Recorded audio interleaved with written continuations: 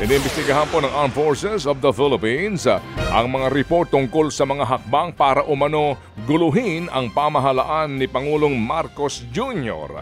Sa kabila niya, niliwanag po ni AFP spokesperson Colonel Medel Aguilar na walang nakakarating sa kanilang report tungkol sa umano'y destabilization plot o plano pong babaksakin ang gobyerno.